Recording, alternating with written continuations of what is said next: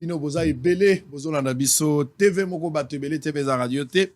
C'est pour nous un honneur de vous retrouver pour la deuxième partie dans le cadre de ce rendez-vous de la haute facture Bosso de télévision. Nous sommes suivis en direct sur Facebook, YouTube, mais sur Canal Plus, Canal 349. Vous pouvez nous suivre en direct. Merci la Bandeko Bazo réagir depuis Douala, Bazar la Cameroun, Bazo la Nabiso depuis Windhoek, na Nairobi, Bato Musanzo la Nabiso, Bazar la Lubumbashi. Na pesi bino mbote bato a Goma, bato a Beni, bandoko ya Riwara. Merci na bino bandeko na biso pe na Lomela, na Lodja, na Mbujima et partout na République démocratique du Congo et en Afrique et l'Europe. To pesi bino mbote, j'espère que vous êtes en direct. JR est en train de suivre également cette émission JR Omande depuis la Belgique, là où il séjourne pour le moment.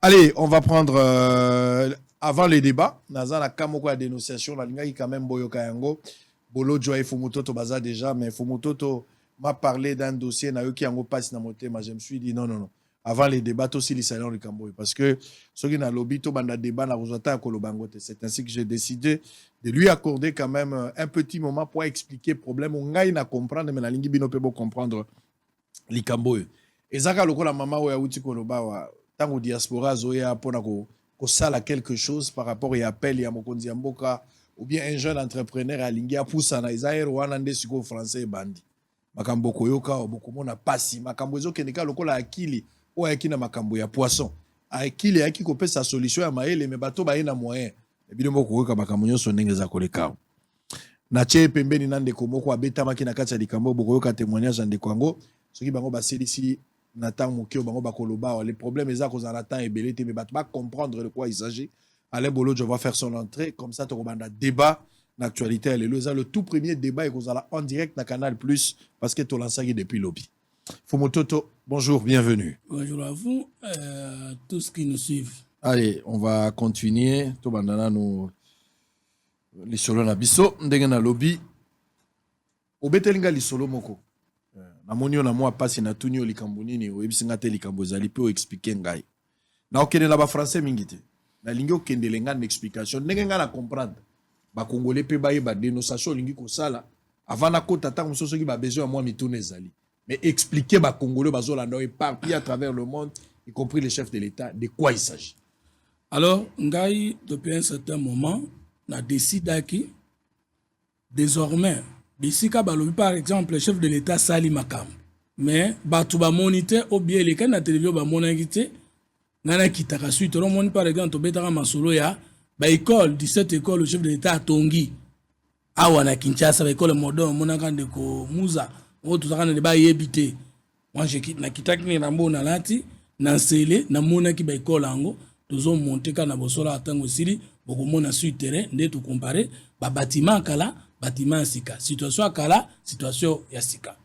Deuxième chose le kola mokonzi mboka zo continuer ko gérer que ya lingika makambo échanger alingika état de droit mais to constater que na kati union sacrée na kati ya pouvoir na kati ya ba administration sengeli et accompagner mokonzi mboka bantivalere ezo continuer pe belé na ba secteur moko parce que nous voulons que les choses changent avec ou sans nous et sengeli to kita sur terrain tous on a donné tu peux dénoncer yango moto da d'accord na ngota c'est tout ça débat contradictoire alors tout ça là qui est fort net biso na troisième trobi Congo aza moto habité ni misato Congo azali na nani mutu na ye makolo na ye na motema na ye makolo ya Congo eza province motema ya Congo eza Kinshasa mutu ya Congo eza diaspora selon biso soko diaspora ya mboka ezui conscience te aucun pays du monde ne peut être développé.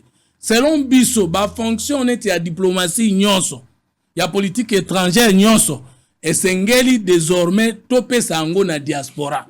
Tolingi to nommé ambassadeur na Belgique, tika tozwa mwana mboka oyo ya mayel, pe ya motema malamu avant daka na Belgique, akoma ambassadeur, ayemi molimo na bango, ayebi bizali na bango. Mais soko ozui Fumototo, na mona Belgique te na presque exemple.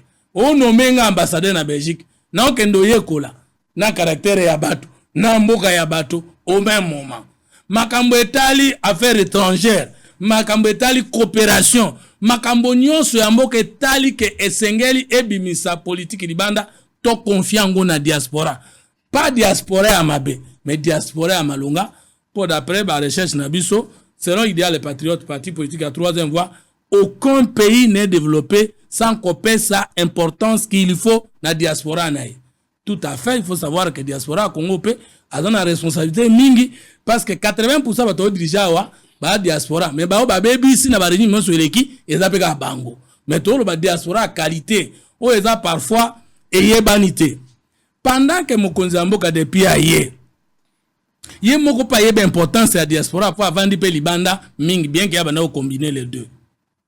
Toujours ça là ba forum mawa abana mboka libanda bali ko investir te yo moko utu ko lekisa mama na esalinga passe na motema ngana lela papa na ngai awa pona lela ye na salo eza moins équipé que na moni o lekisi je n'ai pas perdu moins de $4,500 kaka pona ko futa salle na accessoire sans côté cercueil. Mais quand je vois ça yo utu ko lekisa wana que avec $1,600 Congolais accéder dans ma service wana que outi bana libanda ngale oso na za moto c'est grâce à la diaspora na banaka musala presse congolaise esungaka ngai mais tango diaspora ko simbanga 2012 2013 le lo nazali mutu c'est grâce à la diaspora et puis la plupart des politiciens même ba misi à Congo ceux qui ba mata le lo c'est la diaspora nebitel on peut me contredire mais je dis ce que je pense. Alors toyo kakaka na maloba depuis totanga classe bateau de pêche ngaba ndo kanisa le Congo a un bon osomba yangote. Nzoka ndeze loko moko ekoki ko salem. Alors un Congolais akenda poto avanda. Bande kona biso ba chanja ka nationalité te pona koya ko bala baleki na bango parce que bakomba belge, bakomba français. De Congolais du père et de la mère. Na concertation nationale à Toloba, il faut tout changer constitution. Pour tout tia libérer l'irrévocabilité de la nationalité congolaise d'origine. Ça veut dire que mon tata congolais à solo, du père de la mère comme Fumutoto, comme Nani Sango, attaque ko changer sans sa nationalité, à koki kolongwa congolais te. Biso tolingi yango. Alors ndeko na biso Roberto Ndiokila Ntimba, azali congolais, tukubengele lo congolais de l'étranger, akena poto. Abundi a créé société na ye oute kotanga yango awa Playak Sarel. Dans la créé société wana ba mipesi na domaine agriculture na domaine ya pêche. Akei ko sala ba engagement na associé kombo ya espagnol wana kombo na ye Fernando avec tous les documents possibles Playak wana aye na yango awa eloko ya kokwama liboso tango lingo ya neloko ba prouver d'abord document de propriété to bengi titre de propriété ya ndeko Fernando et la kisi ke aza kolo bateau document yango bateau to lo bateau de pêche document yango bino subo komona olinga vérifier to kotika document wana bosolo eza marché central o vérifier et lo komi balé alia apesi aye na lettre de mer ezali certificat de navigabilité ozo permettre bateau et longwandro ezali ekota na mer po ekoma na Afrique. Lettre de navigabilité wana esengeli pe Congo ese indimi de gens que okokota bateau eza na problème te. Après epesi ye droit ya kolongola bateau kuna kokoma. Aye pe na permis de pêche oyo azui na ministère national ya pêche et élevage. Playak société de Coloberto na allié na ye Fernando bakokisi ba convention nyonso wana bazui lettre de autorisation d'ouverture na territoire ya Mwanda ava basala makambo basuka kaka bongo te balobi me likambo ya munene lokola oyo biso ba Congolais to lia Thomson to mukolo babomate na Kinshasa pe na Congo mobimba nzoka mbisi na biso ekoki kolobama baye na yango wabite likambo to kosa biso moko boyete babengi ministre national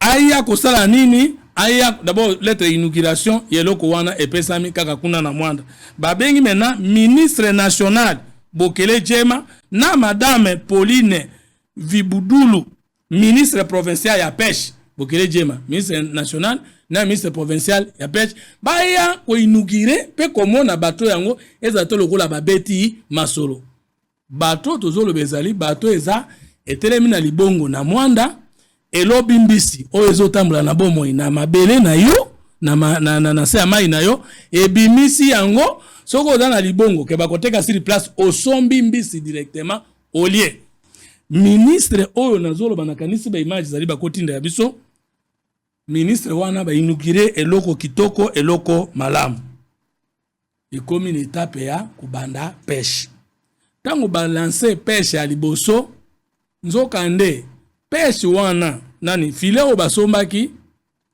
ndenge babwaka kuna na Espagne bango baza suna mbisi ebele te metango baye kobwaka yango awa na Congo monyama wana liboso tellement bambisi na biso ekangami distance zate ezokumba mbisi ebele koleka quantité ekokumba na Espagne tango ezomema mbisi tellement kilo ezebele esali nini mbisi ezoleka filet kilo ezopasuka yuka nanu ke mbisi na biso etondi ezozanga nana kolia ngai sima bakomande filet ya sika eza nano na Espagne koya babandi kaka boye survient un certain José Nzinga aye na ba autorisation ba procuration moko ezangi mutu na makolo ongana za boye procuration spéciale yango yo na ye na yango kolo bato te monsieur Fernando te monsieur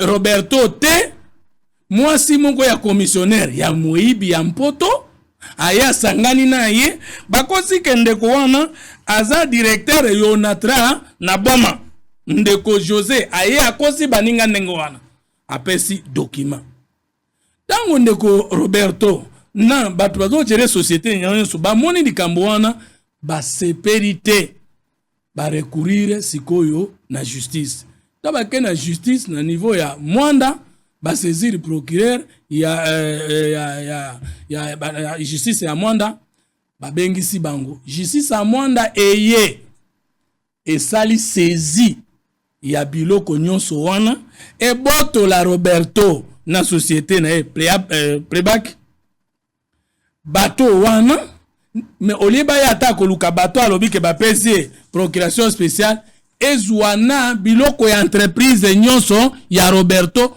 Congolais ya diaspora oyo akanisi ke experience amona ki libanda amema yango na mboka mukolo bayaki kosala saisi bakuti assistant ya Roberto babeti akoki ko témoigner ye moko azawana avant na la sala suite ya réflexion na biso. Alors ndeko tolandi ndenge ndeko bolojo alobi kolango esa ndeko fumutoto oyebi lokola nazo zela débat déjà pour ça kozela débat nano bolojo akotite limbisa ale ndeko fumutoto alobi kolango na monyo na bapota esalamaki mokolo nini ezalaki pe wapi nani yango ayaki kobeta yo ezalaki na Mwanda le 2 novembre ya année otozali vers 19h le procureur ya Mwanda accompagné na substitut ya procureur ya Boma na ba autorité ba influence ya presque ya Mwanda ba yé na ba 19h il faut ça saisir na pesa ngo fongola masuwa et puis bakota le pang et puis on a par rapport ya RO ils ont meurtrité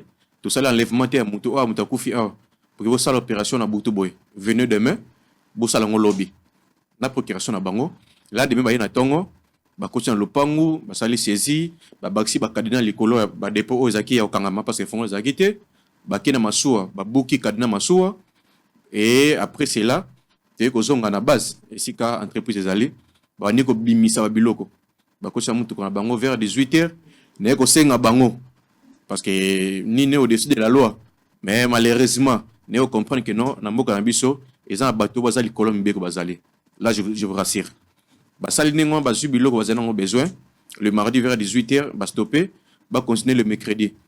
Le mercredi, j'étais un peu à déplacement, babuki lupango portail, autobenga portail, porte munene, babuki, accéder dans lupango.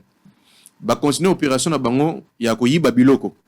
Ba yibi na moyi et accompagner na substitut ya procureur ya Boma. Na yebi comme na été. Na yebi comme na été. Donc bazo yiba et puis baza sécuriser na justice ya mboka na biso ya Congo. Et pendant que ni ne au-dessus de la loi ils ont un bateau à l'Ikomibeko Bazali. Là, je vous en prends ça. Ils ont un bateau à l'Ikolo, Yambeko. Basal Obanga Salawana, tellement que parti adverse et Senga Kinga, n'a copié na kota na bango, et physiquement au sol na bango boy, audio pezali, physiquement au sol na bango boy, j'ai accepté. pour permettre nos informations et à partir diverses. Le lendemain, le mercredi, nous avons quitté, Baboki porte Bakoti, na soir nango, na sa démarche parce que le tribunal et ça la saisie, nanga monabiso. Bango zaï na niveau ya parquet, bien que baza soutenir na niveau national. Des opé sa ordre na parquet à Boma pour basa l'exécution à l'opération à Bango. Tu recourir na niveau ya tribunal, ya Boma, pour aya ça saisie en faveur na biso.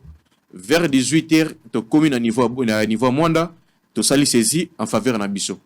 De retour, tellement que moi tola na ndaku na ba appartement et entreprise zate, on doit chercher un endroit ailleurs où tokola là pour éviter moi ba accrochement wana. En passant liboso ya lupangu, il m'appelle na komi wana, mais comment yo trahir biso. Et c'était vers 20h45, toute l'équipe et le patron soi-disant, le monsieur José, où il y a parti à diverses, il passe à Kiwana, un procureur Omba. C'est un homme très fort au niveau Mwanda. Donc, un homme très fort.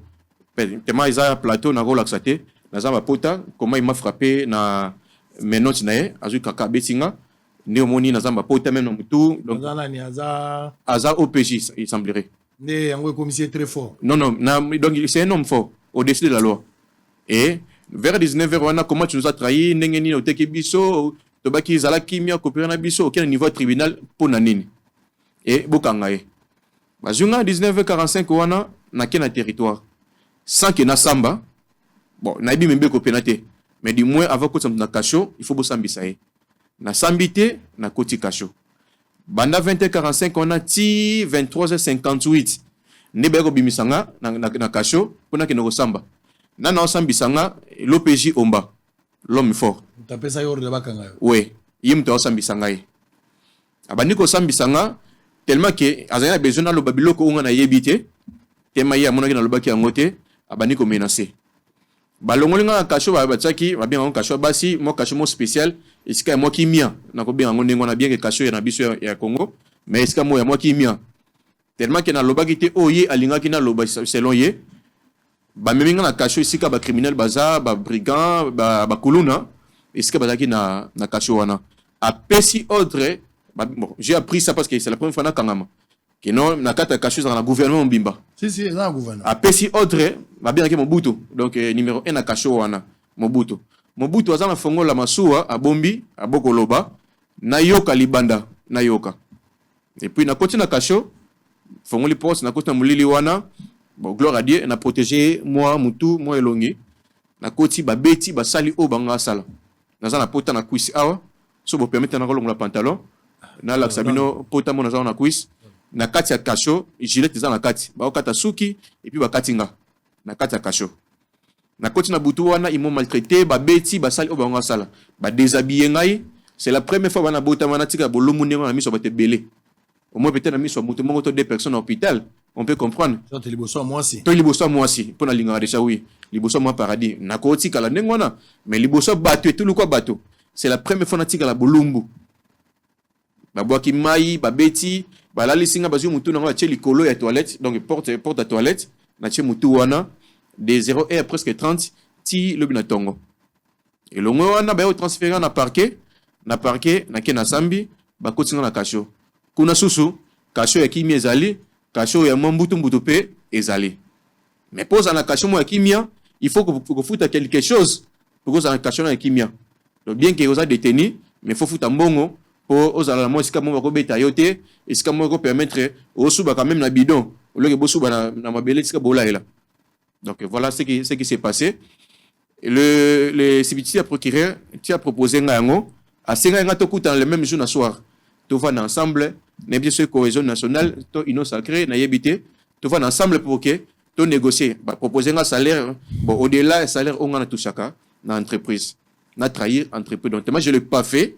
Et comme le niveau wana nazo senga na ministre de la justice et mes respects na excellence monsieur le président nyonso oyo oloba to nyonso ozoloba tout monde na misala il y a des gens qui sont forts les caméras comme là na 30 na 1 heure na 1 heure 2 minutes sur solution mais biso ba auto makasité to na possibilité wana te ainsi dit à procureur il faut accompagner ba action à boy on appelle monsieur José Nzinga soi-disant directeur rapport ya Boma aya na confrontation plus de 3 fois atikala komonana te yaka bapreuve ke no masuwa yango eza ya bino ti sikoyo nabeta lisolo sango nde navai na yo awa atika oya na preuve te sauf kaka autorisation aza nango ya soi-disant moyibi basangani. Donc ce qui se passe là c'est quoi? Eza mundele abengi un frère congolais zwa munduki oyo kene bomande ko na yo congolais na bajara ba action boye na lakeli mboka mabete mais na komi na 80% ke mboka ko bongate na jara makamba boye depuis na botami époque ya permaza na zarate mais na yoka permako permaza na yoka. C'est la première fois dans un bateau de pêche il y a un Congolais et ça na kati ya Mwanda et il y a depuis le 13 décembre avec tous les documents qu'il faut pour exploiter. Tous les documents qu'il faut. Tout rend des tâches faciles. Il y a des amis na Mwanda. Bah ça la pêche maison qui est na moko mpaya. Oyo kepe na Mwanda ça peut 3 jours 4 jours il y a des mamans qui quittent Kinshasa. Bah yaka na Mwanda ko soma mbisa ça peut 3 4 jours. Pendant qu'il y a des entreprises de pêche wana. C'est parce que mbisa ke libanda. Na projet Zaki Masuwa il fallait ekende Nangola. Mais grâce à M. Roberto de qui la Simba le DG de l'entreprise Pliac, ne eko bundana partenaire n'était ekende mboka nanga. Non mboka mino za rasérité. C'est ce que les partis avaient dit. Mais actuellement tous vivre manque sérieux mboka ezomona na sikoyo. Ezomona. Donc voilà bien en résumé. Allez, on a compris les problèmes mais Fumutoto. Oui, et là quoi ça passe ces années. Le DG Roberto ya Pliac asuka kikaka wana te. Tanga moni ndenge wana akendeki pe na na parquet général ya Matadi.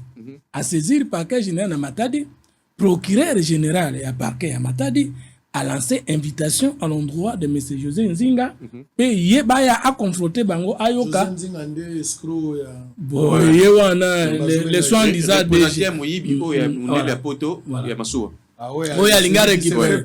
Voilà. Donc mais depuis procureur général ya Matadi abengi bango pa confronter M.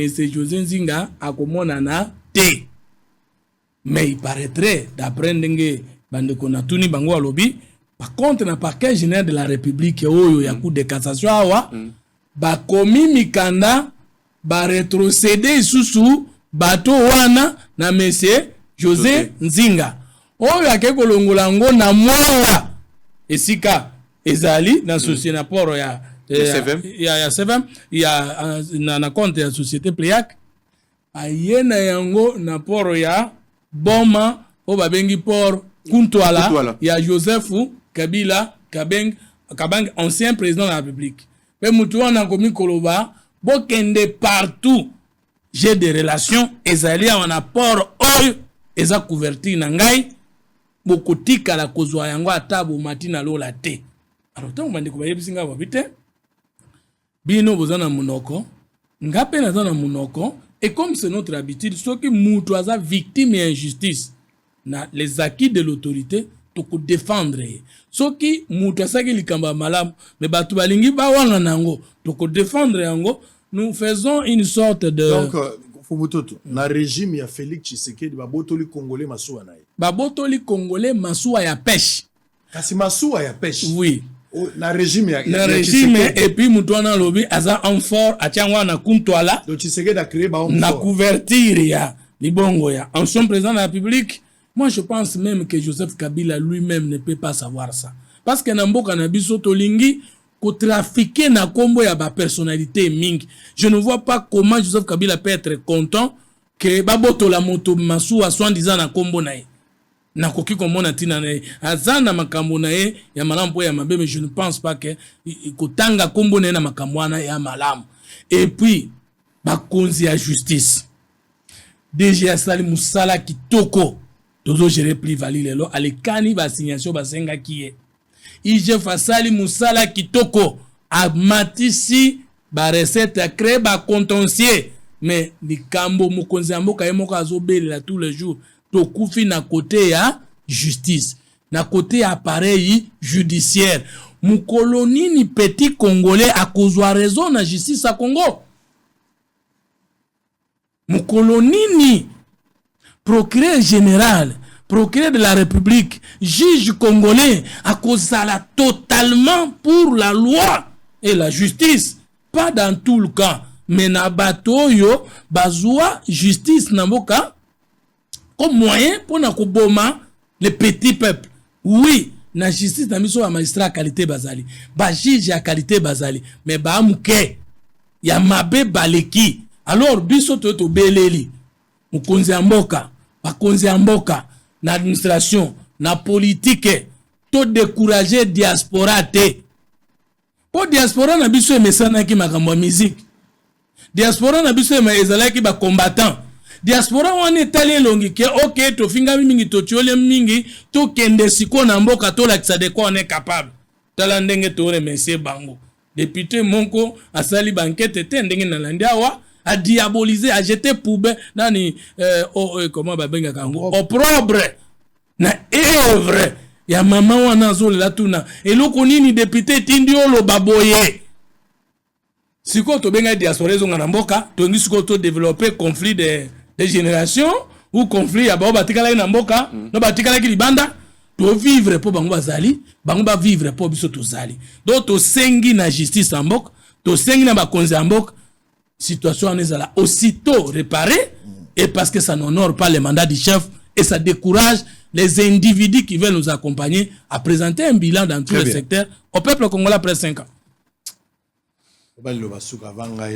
Voilà, donc tu vas saluer action wana ba comme ici na niveau ya kozwana bilamba donc ba continue ba chambre na biso ba boki ba porte ba zui bilamba donc tout ce qui sont trouvés dans la chambre ba zui mais tout na ba dessous o ezala gel de douche eza mafuta bazui nyonso wana donc obimana na kasho actuellement na lala na mabele et moi na maliza makasi donc je suis à terre bilamba bazui biloko nyonso bazui donc na yebité saisi yango ya bien entreprise bazan ça différencité biloko ya entreprise na biloko za privé na yebité donc tout ce qui était dans la chambre nyonso bazui donc bana botama na participato na monate pillage mais na yeko mona ki mukolo boy neni pillage salimaka. Donc c'est ce que nous avons subi. Alors, pour terminer, et puis finalement, on va passer au débat, deuxième partie.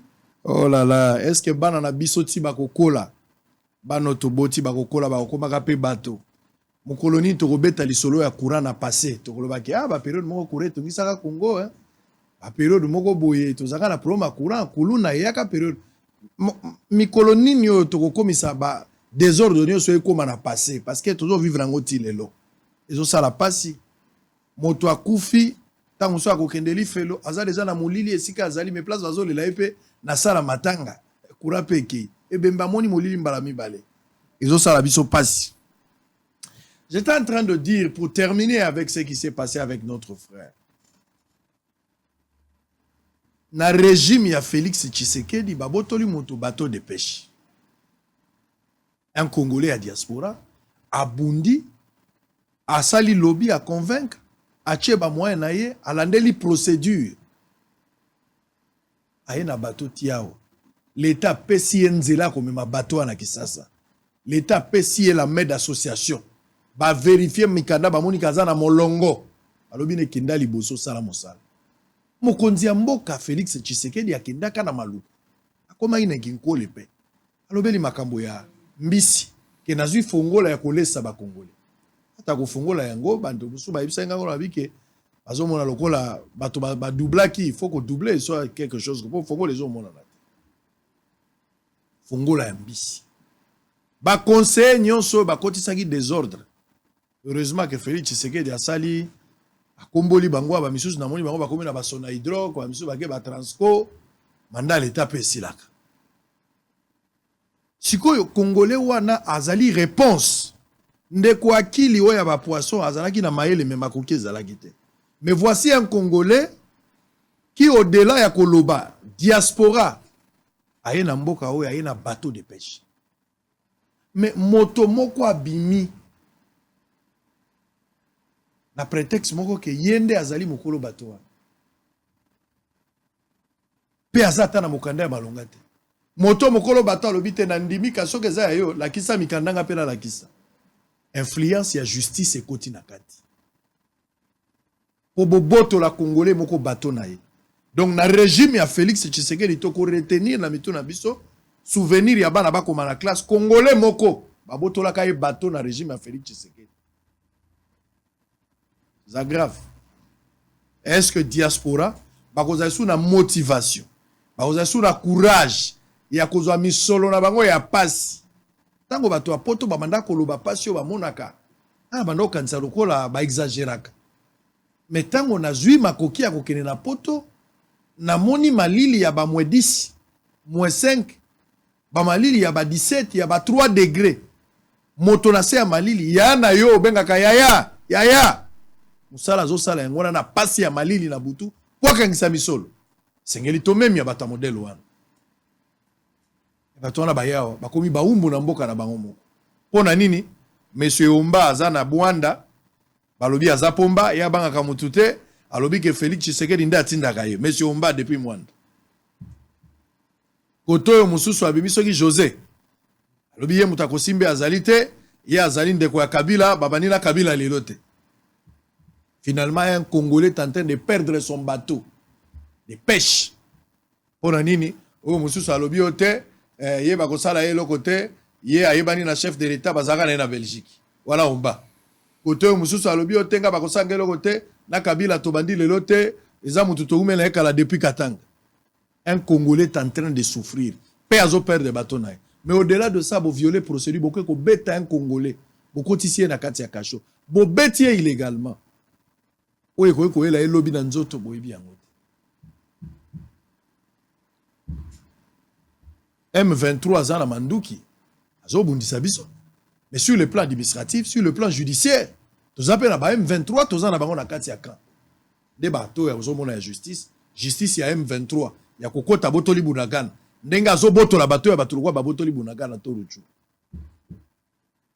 dossier est en cours eza na justice lokwa eza na instruction na kosala commentaire mingi mais il faut que justice esalama na likambo ozala premier substitut ozala OPJ ozala général moi je m'en fous bino nyonso bozo travailler na service à l'état bozo bana misala ya mboka peuple akonyoko makate lokwa za na moumbu bakaya boezali ebele na mboka mobimba bato azonyokwa donc na justice o soko za na mbongo te soko yebani na moto te yoko bika te il faut za la mwana ya il faut za la ndeko ya bon bao bazangi bato na ba famille na bango bao bazangi influence bakosuka wapi la ligne na zwa suite na likambo.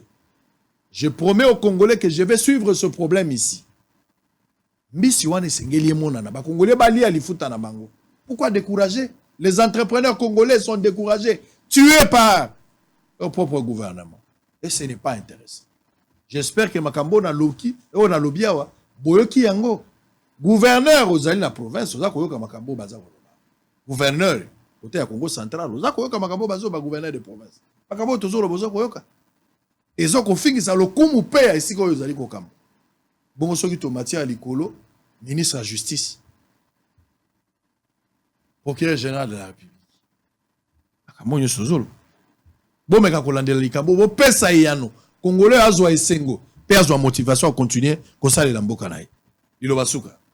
Ouais, na sengi na justice, la sala musala na comme il faut parce que nyonso na peut-être auto peut-être on sait pas par quel moyen de récupérer un mot, mais que la justice fasse son travail. Très bien. Oui, Ndeko. Oui, na tribunal de grande instance de Lodja. Madame Lumbala Lukunda Odinga, ancienne chefoutaine du groupement de Dipinga. Vous exagérez le na monsieur Londa Basanga Nkumwe Kumbaki. Ba condamné ye na premier degré pour na liwaya monsieur Lokwa Efengelo Tata Bungu. Ba condamné ye à vie pe basengi a dédouané na famille wana yende kubabomaki na nkoko zoe na balabala kubeta ye kuboma ye po aboyaki ko voter candidat député moko babomi ye ba condamné ye à vie basengi afuta famille wana $30,000 mais c'est Kumbaki de Kinshasa a pesi ordre que jamais procureur de la République ya Lodja akoki ko kanga ye ko tena boloko te. Maman wana zanna Lodja en train de circuler au-dessus de la justice pour nani naza nignon sacré. Biloko wana de to décider lelo mokonzi mboka que biso to ko dénoncer ba binyos ezana kati nyon sacré parce que bancien moboutiste, bancien kabiriste, bancien voleur tout babata nyon sacré o balobi que soki to soutenir mokonzi mboka to lati efiji na ye to yebisi na 2023 oko gagner baza immunisé mais biso toko dénoncer na tuni bande nyonso na loja bo vérifier eloko wana. Madame Lumbala aza kotambola moto aza condamné azozwa mbongo ya l'État. Merci beaucoup. Nde makambongo abija asali na Sud Kivu. Bozona nanga siko na Bukavu. Bozana na Sud Kivu ana bozona nanga même na Katana. Omona ki makambongo abija asali.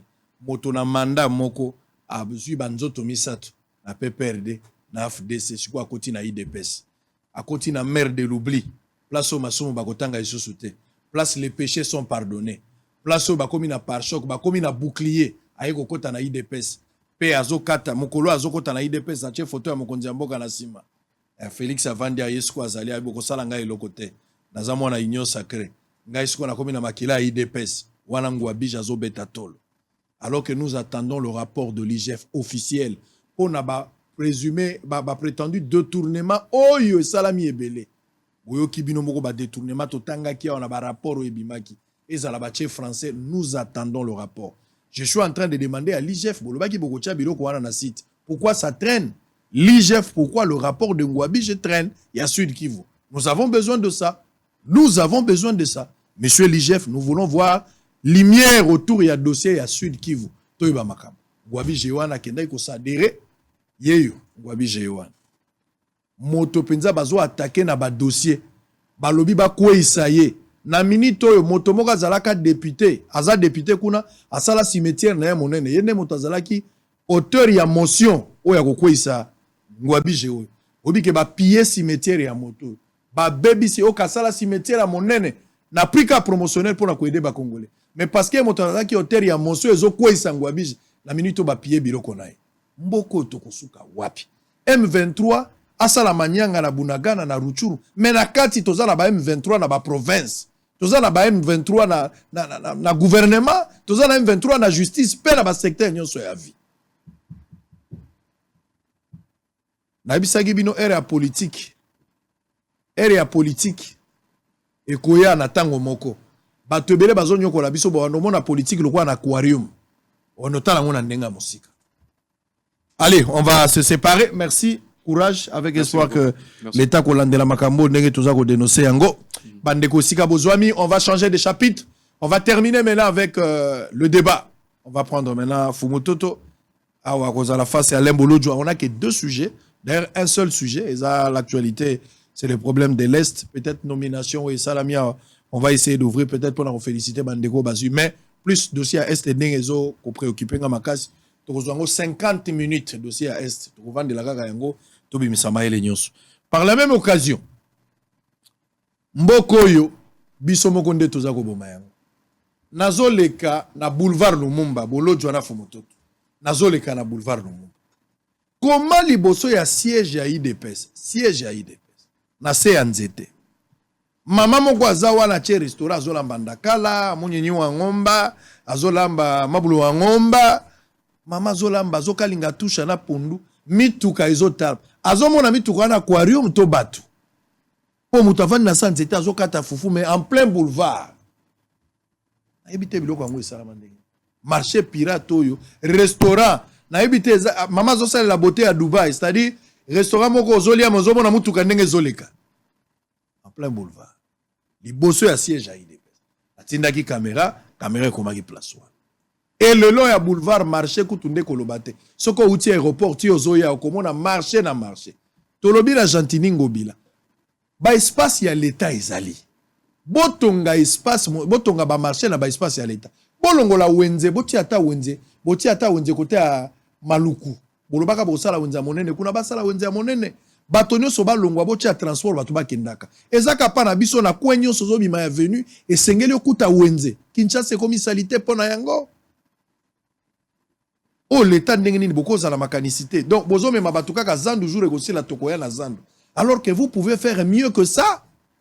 Yé chef de l'État, Zali Kotonga. N'est na loba kia bâtiment mombego zala ya finance. Ok, ceux qui bâti yango lokwa na Kingasa nani na Menkao. Bâti yango na Maluku. Et comme ma bato na ngambo wana, so bozu bâtiment du gouvernement bo déplacer yango boti yango de l'autre. Faut bozala na plan pour na mboka oyo. Makambo na zo mona na zo comprendre te. Na yeko ya na boulevard. Palais du peuple, palais du peuple à gauche, olingo kota wileri kaka vokota boye moto moko azwi portail tobengaka portail te gris ya monene akomi à vendre bokomona yango eza mpe na boulevard kota ya robo wenze kobanda place wana bokomona ka mikolo ezoya wenze kozala place wana do soki ozokota yo moko ozokatisa okomona koto oyo portail ezali bazoteka okolobela moto okomona kaka na boulevard port yango oyo portail mo bakomi à vendre oyo toza en plein boulevard triomphal robo yango oyo mais moto wana tie portail yango wana bakomi à vendre na numéro ya téléphone en face à palais du peuple nga na tekanga face à palais du peuple. Allez, on va prendre cet élément et puis on va se retrouver tout juste après. On change de chapitre, cette fois-là avec le débat. À tout à l'heure. Cela étonne plus d'un Congolais. L'accroissement de certains marchés le long des grandes artères de la capitale congolaise, sur la place triomphale, à côté du palais du peuple, et même aux côtés du stade de Martyrs, c'est un portail exposé en pleine bifurcation, un endroit très risquant pour les piétons.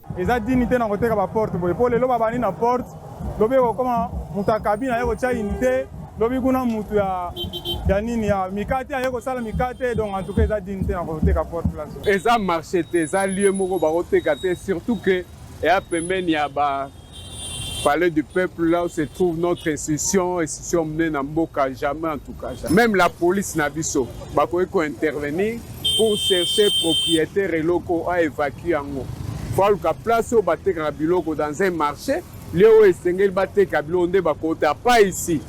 Yamon même na ba sur Ethiopie nzele kangami mituka na moyen ko lekate passe ya utumoko nda banda ki ale balpe bae ko landa landa. Après Triomphal, c'est sur le boulevard Lumumba qu'un petit marché où les malheureux font la loi. Ces restaurants de fortune sans normes hygiéniques exposent des nourritures qui sont consommées à la longueur de journée au su et au vu de tous. Zalagate ata passe yango ndenge nini. Est-ce que pena mutu akoteka pena biloko na prince jamais zalagata mukete. Zalagata mukete. Mutu avandi pas kolia mone za bien ti. Vandi pe na se asumi kwanga aba peso te koto fulu yemo pa vandi na se azolia moni eza bien ti. Yo zo fixa mboka pe zo fixa pe na président. Po ba musu ta musika ba e ba tala tala kutu mboka ngotane ba vanda nde baliaka na balabala. Moni eza bien ti. En tout cas ça passe au de ce monde là na boulevard ba koteka te parce que ba mbiska da mitu comme si ba frère pas pamba. Goya pe su ba maman ta esa bien te. Presse pas où Talibanda invité bâtiment ba uti libanda kuna ba yokota na kati ya mondi ba na prince ba zolia ba zoteka te kablo na prince bo esa na popete. Et là teka presse pas bon samboka biso mo fo mboka bana na biso moko peuple to ndo bon samboka. Wana vraiment to tambola malamu. So biso to bon cité ye aza mutumo bo aza chargé. Là tenyo surtout tika kaka ye. Marito na présent mboka to tika surtout par na moko te. O m'a payé le cambo esa mabe to sala ngote mais biso ba congolais le